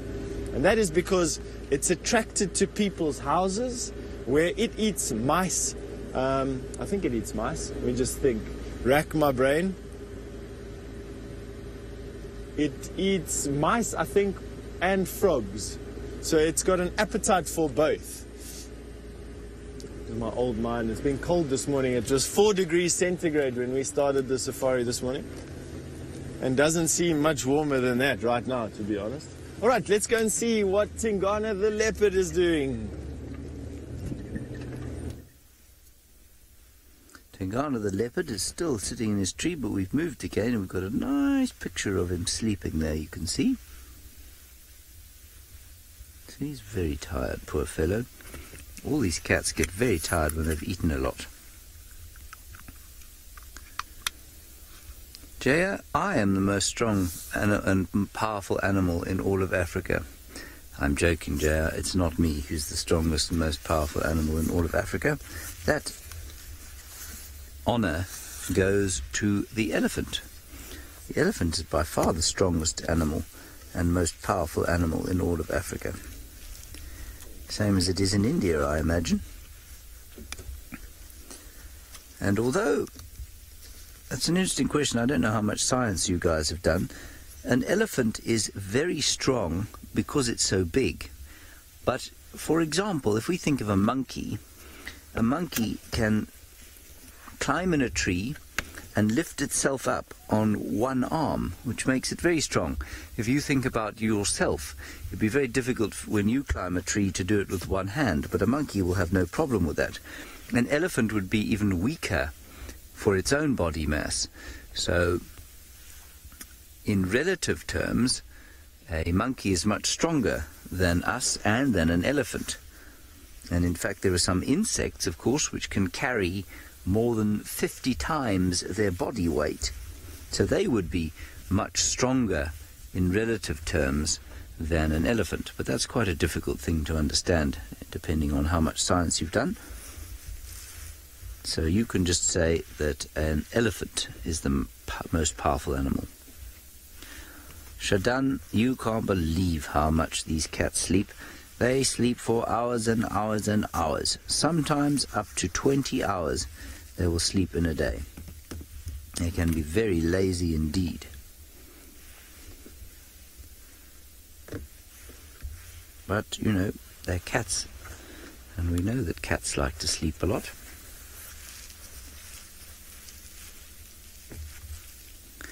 Well, Rajika, I think the leopard is the most beautiful animal that we get here in Africa. That's my impression. But, you know, everyone's different, so everyone has different impressions of what's beautiful and what isn't. So for me, the leopard is the most beautiful animal in Africa. But maybe for you it would be a wild dog. It might even be one of our colourful bird species, like the lilac-breasted roller, which has got 7 different kinds of colours on it. Pinks and blues and purples. But for me, I think the leopard is the most beautiful.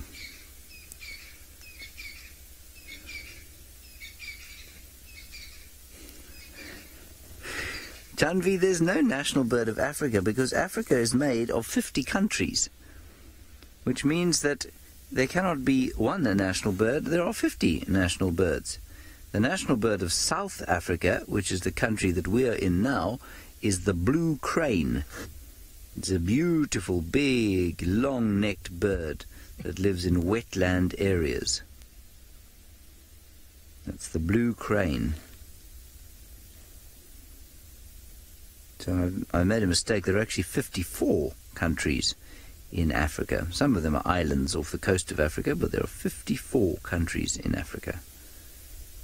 Isn't that amazing?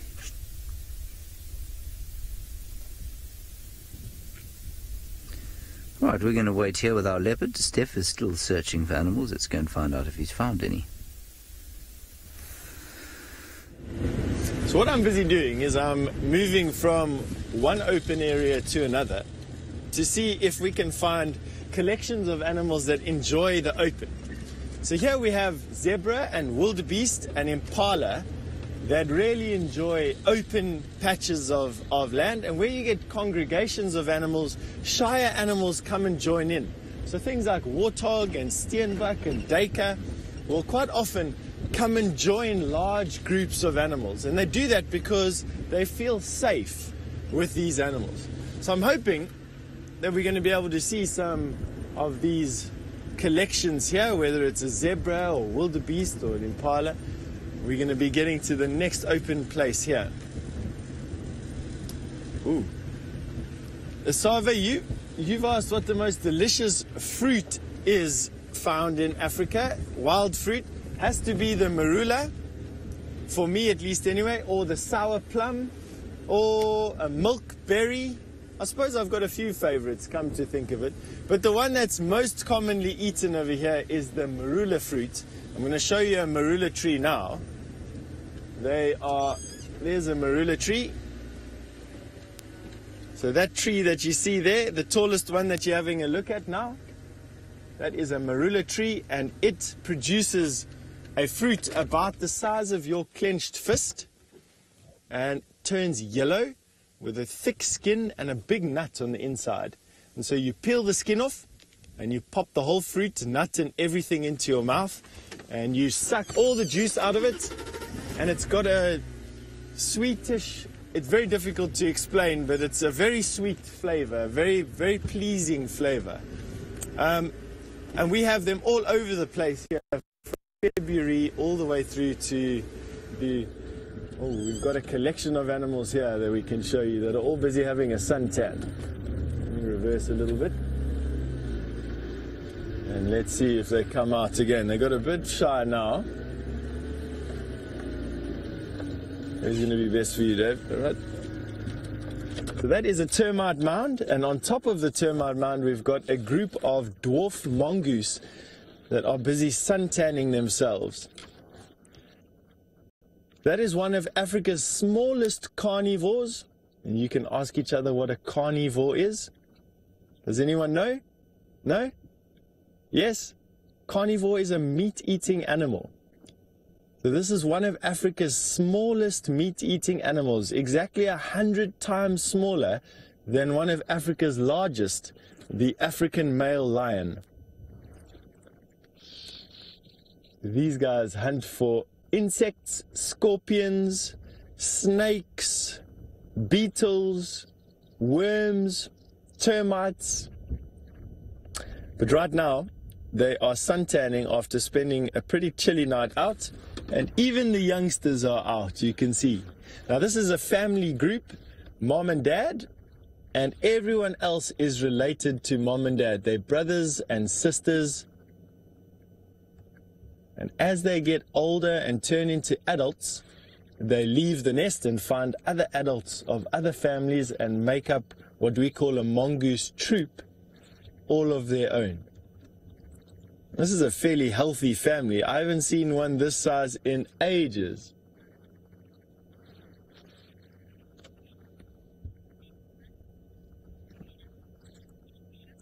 Diksha, what is the best time to go on safari in Africa? That is a good question, Diksha, but if I were to generalize, I would say the driest part of the year in Africa, and that would be anywhere from July to October. And the reason for that is that as the bush dries out in the dry season, animals start to concentrate around watering points, and it becomes a lot easier to see animals. In summer, the diversity of animals is massive, but the bush is very, very thick, and it's very difficult to see into it.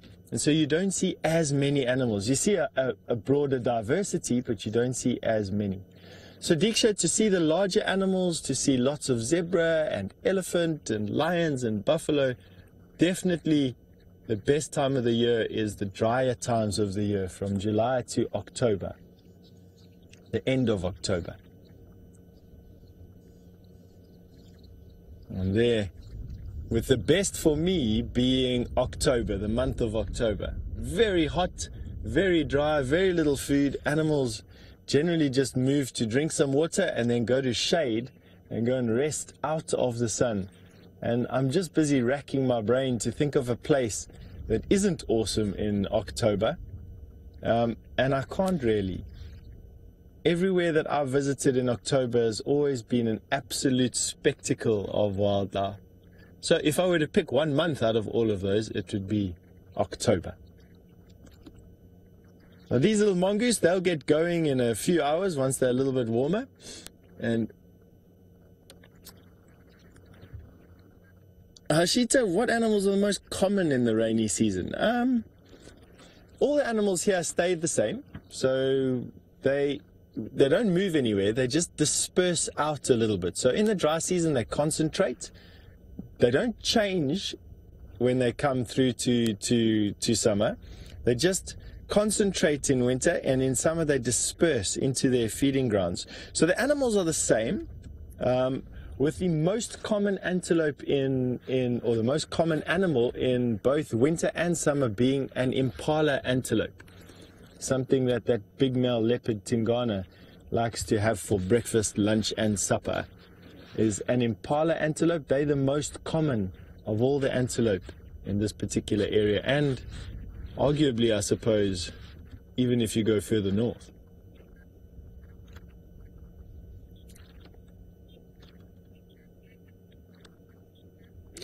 Shigan, do these small creatures drink water, you'd like to know? That is a good question. Shigan, given the opportunity, they will drink, but they do not need to drink surface water. They get a lot of water from the food that they eat, enough water from the food that they eat. But these particular mongoose do not occur in desert, in true desert. So they are dependent on water to a degree, Shigan. They just don't need to drink every day like we do. Wow, there are a lot of these little dwarf mongoose. I must be honest, I haven't seen this many dwarf mongoose in a troop in ages. And have a look at the babies on the far right-hand side. Those are some of the smallest dwarf mongoose I've ever seen. All having a proper suntan. They will all hunt with the family through the rest of the day, with the adults looking after the babies and keeping them nice and safe. Right, let's go back to Tingana and James. He's just starting to move a little bit because he's not very comfortable, as I said to you earlier. Let's see what he does now. See the tiny little branch that he's sitting on? It's really amazing that he's able to balance there. Shea leopard cubs, when they're very small, drink milk from their mothers, just like all mammals. And big leopards like this eat meat, and they start to eat meat from when they're about 2 months old. So when they're very young, they start to eat meat, and by the time they're 4 months old, they're only eating meat. They don't drink any milk anymore.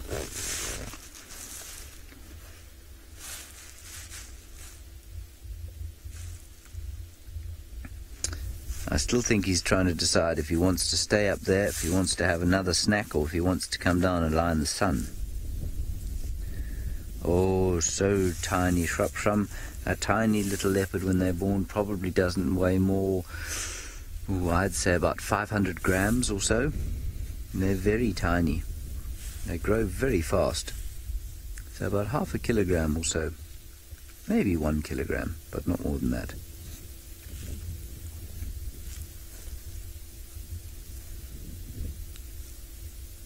Big, strong male leopard, this.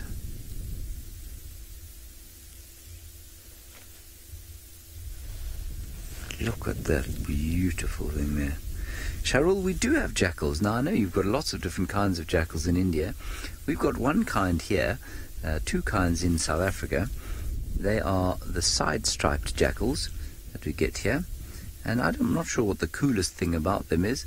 I think the coolest thing probably is the noise that they make. They make a very loud wailing sound at night that always makes me think that I know that I'm in the wilderness when I hear the sound of the jackal calling at night. They're also very clever. They're able to steal food from much bigger predators like lions. Now, Tingana the male leopard is just looking around to see if there are any threats around, or maybe if there's something else he can kill to eat.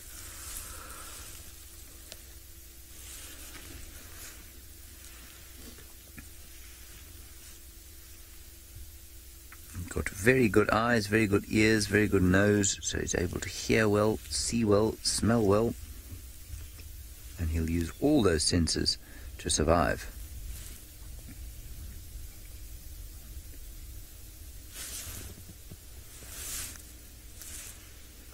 Let's see what he does here. He might climb down the tree.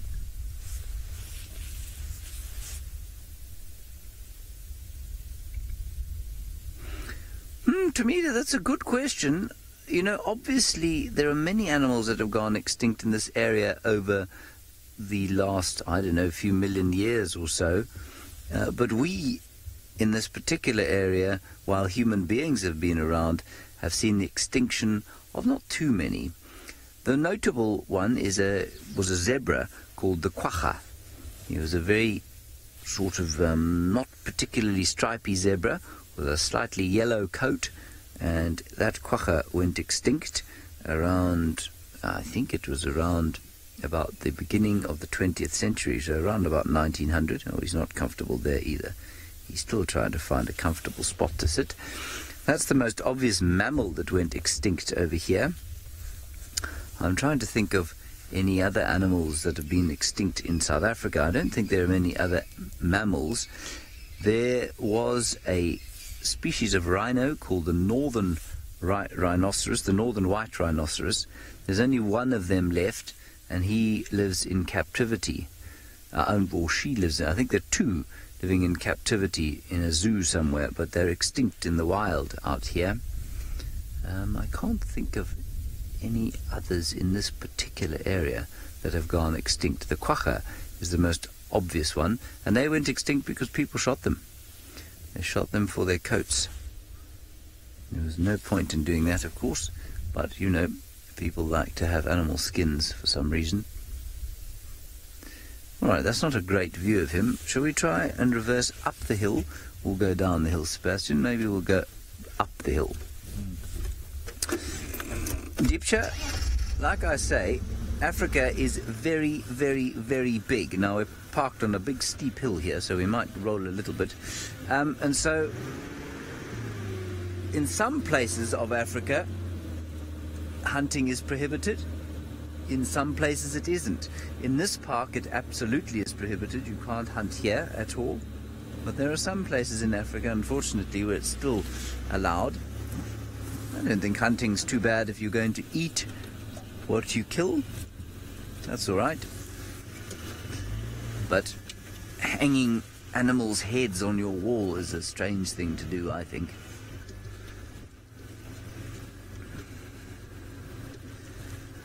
Let's have a look-see here. We might get a nice view of him. He's in some very thick bush. I'm afraid I've missed that question, Seb. I don't know if you can give it to me. Ah, Anish, yes, there are hippos in South Africa. And we can hear them actually going... Not very far from where we are now. Stay zoomed in there, I think, Seb. Shall I go back, maybe? Let's go back a little bit. Let's get a last view. We've only got a minute left. How's that? Is that right? See, he got himself into a very good tree here, where he'll be able to hide. No comms.